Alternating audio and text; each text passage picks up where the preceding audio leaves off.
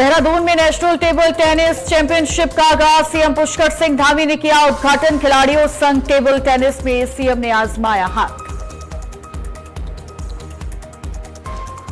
Cabinet मंत्री सतपाल महाराज ने Delhi Dehradun expressway पर दिया बड़ा बयान। उत्तराखंड के लिए गेम चेंजर साबित होगा एक्सप्रेसवे। चारधाम यात्रा 2026 के लिए हेल्थ अलर्ट। देश भर से आने वाले श्रद्धालुओं के लिए हेल्थ एडवाइजरी की जारी। यात्रा से पहले हेल्थ चेकअप की अपील। बिहार में सम्राट सरकार, सीएम समेत जेडीयू के विजय चौधरी, विजेंद्र यादव ने ली शपथ। सम्राट ने संभाला कार्यभार। कल से महिला आरक्षण पर सदन में चर्चा संभव। विपक्ष रणनीति बनाने में जुटा। मायावती ने बिल का किया समर्थन।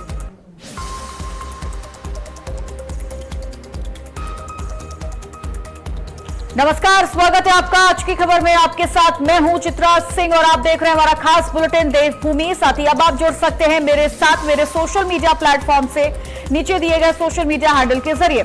तो चलिए बुलेटिन की शुरुआत कर लेते हैं, जहां देहरादून में 87वीं इंटर स्टेट जूनियर एवं youth national table tennis championship 2026 का भव्य शुभारंभ हुआ है। मुख्यमंत्री पुष्कर सिंह धामी ने कार्यक्रम का उद्घाटन किया और खुद टेबल टेनिस खेलकर खिलाड़ियों का उत्साह बढ़ाया। देश भर के कई राज्यों से आए युवा खिलाड़ियों ने प्रतियोगिता में हिस्सा लिया। इस मौके पर सीएम ने कहा कि उत्तराखंड सरकार खेलों को बढ़ावा देने, खिलाड़ियों को बेहतर सुविधाएं देने के लिए लगातार प्रयासरत है। इस आयोजन से न केवल खेल प्रतिभाओं को मंच मिलेगा, बल्कि राज्य में खेल संस्कृति को भी नई दिशा मिलेगी।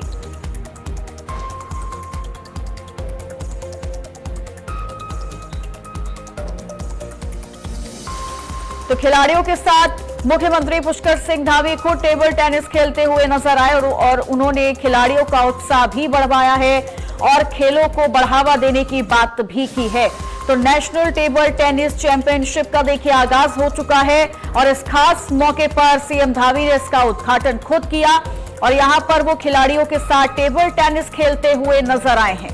तो बड़ी तस्वीरें आपको हम दिखा रहे हैं देहरादून से मुख्यमंत्री पुष्कर सिंह धामी की।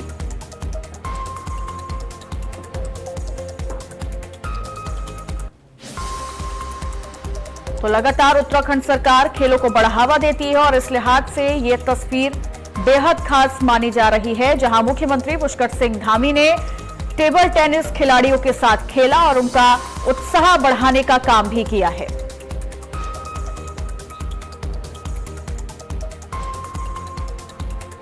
उत्तराखंड में एक बार फिर प्रधानमंत्री नरेंद्र मोदी का खास अंदाज देखने को मिला, जहां दिल्ली दून एक्सप्रेसवे के उद्घाटन कार्यक्रम में उन्होंने अपने भाषण से जबरदस्त लोकल कनेक्ट बनाया। सिर पर ब्रह्म कमल टोपी और गढ़वाली कुमाऊनी शब्दों के इस्तेमाल के साथ पीएम मोदी ने प्रदेश के लोगों से सीधा जुड़ाव दिखाया। अपने संबोधन में उन्होंने भुला भूलियो, आमा, बाबा जैसे स्थानीय शब्दों का इस्तेमाल किया। तो वहीं मां डाट काली, संतला माता मंदिर, पंचबद्री, पंच केदार और हरिद्वार कुंभ जैसे धार्मिक और सांस्कृतिक स्थलों का भी जिक्र किया। प्रधानमंत्री ने उत्तराखंड की प्रगति को अपनी प्राथमिकता बताते हुए मुख्यमंत्री पुष्कर सिंह धामी की जमकर तारीफ की और उन्हें लोकप्रिय, कर्मठ और युवा नेता भी बताया। कार्यक्रम के दौरान पीएम और सीएम के बीच मजबूत बॉन्डिंग भी साफ तौर पर देखने को मिली है।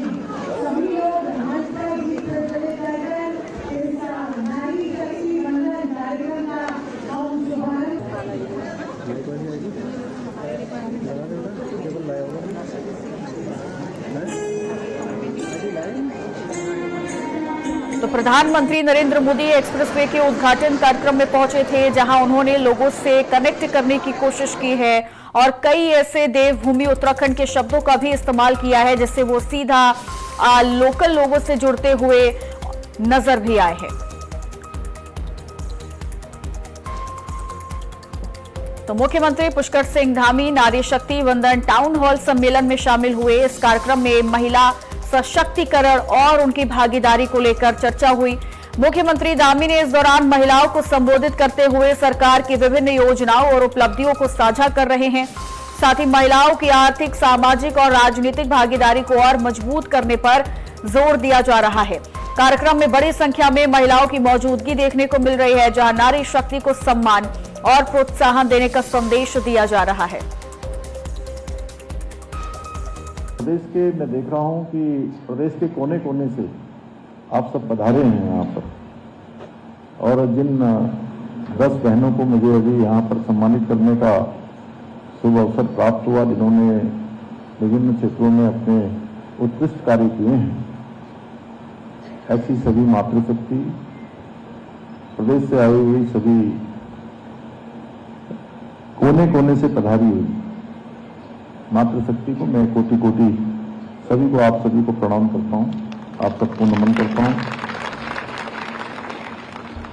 ये मेरा सौभाग्य है कि मुझे आज आप सबके बीच में इस बहुत विशिष्ट कार्यक्रम में, जो कि नारी शक्ति, मातृशक्ति को समर्पित है, इस नारी शक्ति बंधन जैसे ऐतिहासिक विषय पर आप सभी के बीच में मुझे भी अपने विचार साझा करने का शुभ अवसर प्राप्त हुआ है।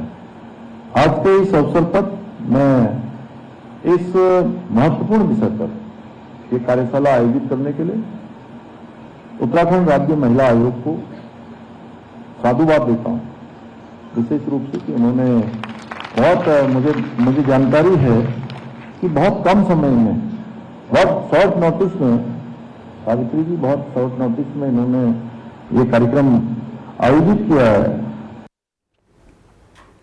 कैबिनेट मंत्री सतपाल महाराज ने दिल्ली देहरादून एक्सप्रेसवे को उत्तराखंड के लिए गेम चेंजर बताया।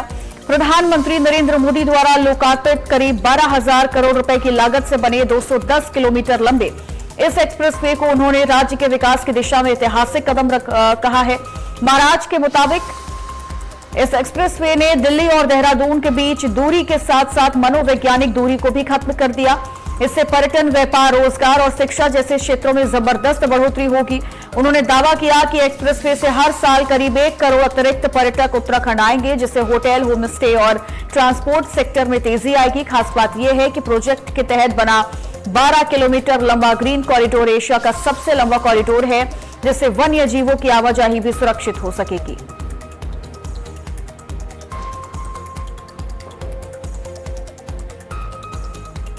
उत्तराखंड का दिल्ली दून एक्सप्रेसवे का 20 किलोमीटर हिस्सा घने जंगलों से होकर गुजरता है, जहां उत्तर प्रदेश और उत्तराखंड की वन भूमि का हस्तांतरण किया गया है।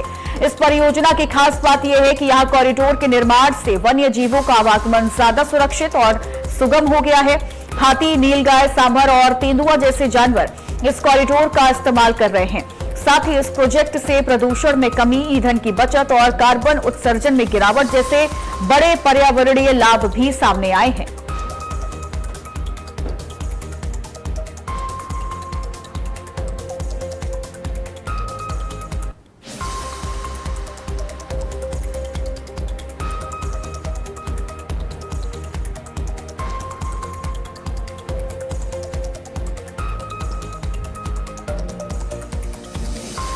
तो अब कॉरिडोर का देखिए जिक्र किया जा रहा है, जो कि प्रदूषण और ईंधन खपत में इसमें बहुत बड़ी कमी आएगी। साथ ही साथ तमाम खासियत यानी दिल्ली देहरादून एक्सप्रेसवे जंगलों के बीच एक अनोखा कॉरिडोर बनकर उभरेगा।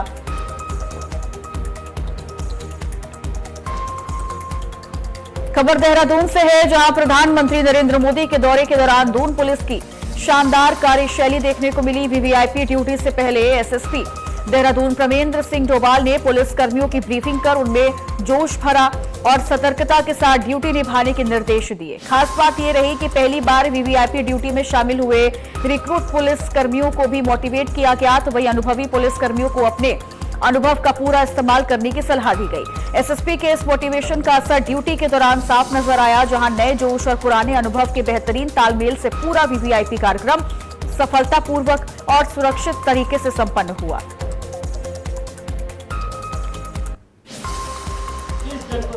नहीं चले जाते तो आपको, अगर आप सड़क पे हैं तो आपको ट्रैफिक मैनेज करना है, आपको पार्किंग में है तो पार्किंग को मैनेज करना है। ड्यूटी का जो कॉल ऑफ है वो हमारे द्वारा ही बताया जाएगा, तभी ड्यूटी कॉल ऑफ मानी जाएगी। इसमें हमारे कई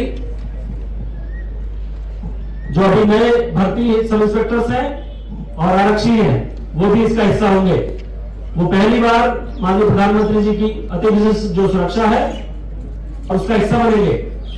इसलिए प्रत्येक व्यक्ति जो यहां पर उपस्थित है वीआईपी ड्यूटी की गंभीरता को समझेगा लेकिन जैसा मैंने आपको बताया, ये बातें महत्वपूर्ण है, इसलिए बार बार बताई जाती हैं। तो एक बार जरा मेरे साथ बोले, आप तैयार हैं इसके लिए? जोर से बोलिए।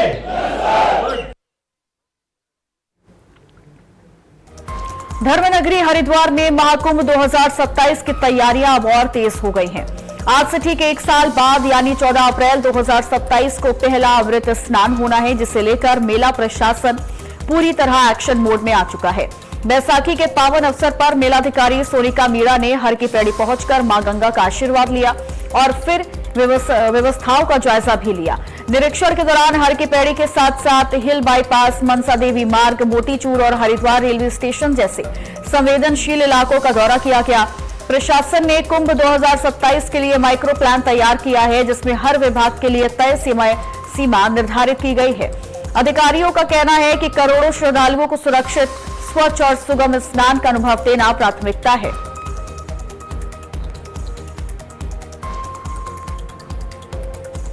देहरादून से बड़ी खबर है, जहां चारधाम यात्रा 2026 को सुरक्षित और सुगम बनाने के लिए उत्तराखंड स्वास्थ्य विभाग ने इस बार खास रणनीति तैयार की है। देश भर से आने वाले श्रद्धालुओं के लिए हेल्थ एडवाइजरी जारी की गई है, ताकि यात्रा के दौरान स्वास्थ्य संबंधी जोखिमों को पहले ही कम किया जा सके। इसी कड़ी में विभाग ने अंतर्राज्यीय समन्वय की पहल करते हुए राजस्थान के साथ मिलकर जागरूकता अभियान शुरू किया। अधिकारियों की बैठक में तय हुआ कि स्वास्थ्य सुझावों को शहरों के साथ साथ गांव-गांव तक पहुंचाया जाएगा, जिससे अधिक से अधिक श्रद्धालु लाभान्वित हो सके। सरकार ने खासतौर पर बुजुर्गों, हृदय और सांस के मरीजों को यात्रा से पहले स्वास्थ्य जांच कराने की सलाह दी है। साथ ही ऊंचाई, मौसम और लंबी यात्रा को ध्यान में रखते हुए पूरी तैयारी के साथ यात्रा पर निकलने की अपील की है। हरिद्वार के लक्सर क्षेत्र के ब्रह्मपुर गांव में तालाब निर्माण के नाम पर अवैध खनन का मामला सामने आया।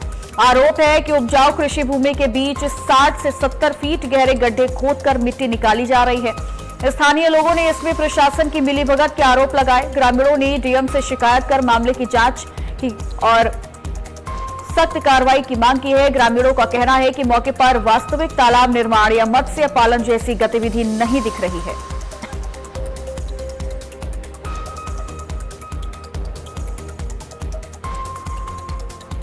अल्मोड़ा से राहत भरी खबर है, जहां एसडीआरएफ की त्वरित कार्रवाई से एक लापता युवक को सकुशल बरामद कर लिया गया। जानकारी के मुताबिक चितई मंदिर के पास बाहर से आया एक युवक देर रात अचानक लापता हो गया था, जिसके बाद डीसीआर के जरिए एसडीआरएफ टीम को जानकारी दी गई। जानकारी मिलते ही एसआई पंकज डंगवाल के नेतृत्व में टीम मौके पर पहुंची और सघन सर्च ऑपरेशन शुरू किया गया। काफी खोजबीन के बाद युवक को धारनौला क्षेत्र से सुरक्षित बरामद कर लिया गया। बताया जा रहा है कि युवक होटल से बिना बताए जंगल की ओर चला गया था। बरामदगी के समय उसके शरीर में हल्की चोटें थीं, जिनका मौके पर ही प्राथमिक उपचार किया गया। इसके बाद युवक को सुरक्षित उसके परिजनों को सौंप दिया गया।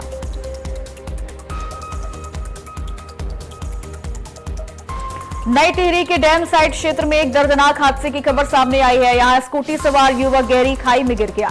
जानकारी मिलते ही मौके पर पहुंची एसडीआरएफ की टीम ने करीब 50 मीटर गहरी खाई से रेस्क्यू कर शव बरामद किया। साथ ही स्कूटी सड़क किनारे खड़ी पाई गई। मृतक की पहचान दिनेश सिंह निवासी चंबा टिहरी गढ़वाल के रूप में हुई है। पुलिस को शव सौंपकर आगे की कार्रवाई शुरू कर दी गई है।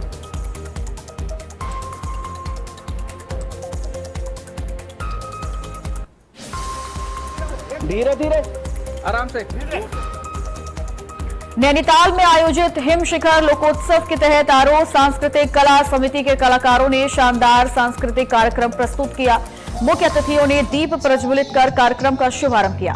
इस दौरान कार्यक्रम में कुमाऊं और गढ़वाल के समृद्ध सांस्कृतिक विरासत की झलक देखने को मिली और लोकगीतों और नृत्यों की मनमोहक प्रस्तुतियों ने दर्शकों को झूमने पर मजबूर कर दिया। कलाकारों की प्रस्तुति को दर्शकों ने खूब सराहा और तालियों से उनका उत्साहवर्धन किया।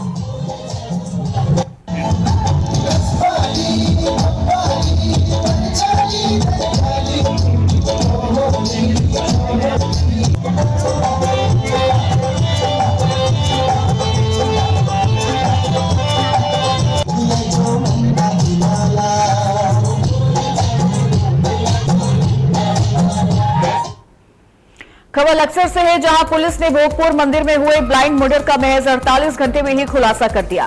केयर टेकर राजवीर की हत्या के मामले में पुलिस ने आरोपी विशाल चौधरी को गिरफ्तार किया। साथ ही आरोपी के पास से चोरी का सामान और हत्या में प्रयुक्त हथौड़ी, पेचकस भी बरामद किया। पुलिस के मुताबिक चोरी के दौरान केयर टेकर के जागने पर आरोपी ने सिर पर वार कर उसकी हत्या कर दी थी। फिलहाल पुलिस आरोपी से पूछताछ कर रही है। लक्सर कोतवाली क्षेत्र में हमारी चौकी पड़ती है विक्रमपुर। वहाँ पे भोगपुर में एक मंदिर है। मंदिर में एक जो उसके केयर टेकर हैं जो वहाँ रहते थे और वृद्ध व्यक्ति थे और इनका किसी ने सिर पे चोट मार के इनका मर्डर कर दिया। और इसमें फिर कोतवाली लक्सर में मुकदमा लिखा गया 103(1) BNSS में। और उसके बाद इस मंदिर के पास में दूसरा मंदिर था, वहाँ पे भी पता चला कि एक इन्वर्टर और एम्पलीफायर और चढ़ावे के कुछ पैसे थे 200-400 रुपए, वो चोरी हुए हैं। और इन्हीं खबरों के साथ इस खास बुलेटिन देवभूमि में आज के लिए बस इतना ही। साथ ही अब आप जुड़ सकते हैं मेरे साथ भी मेरे सोशल मीडिया प्लेटफॉर्म से नीचे दिए गए सोशल मीडिया हैंडल के जरिए। नमस्कार।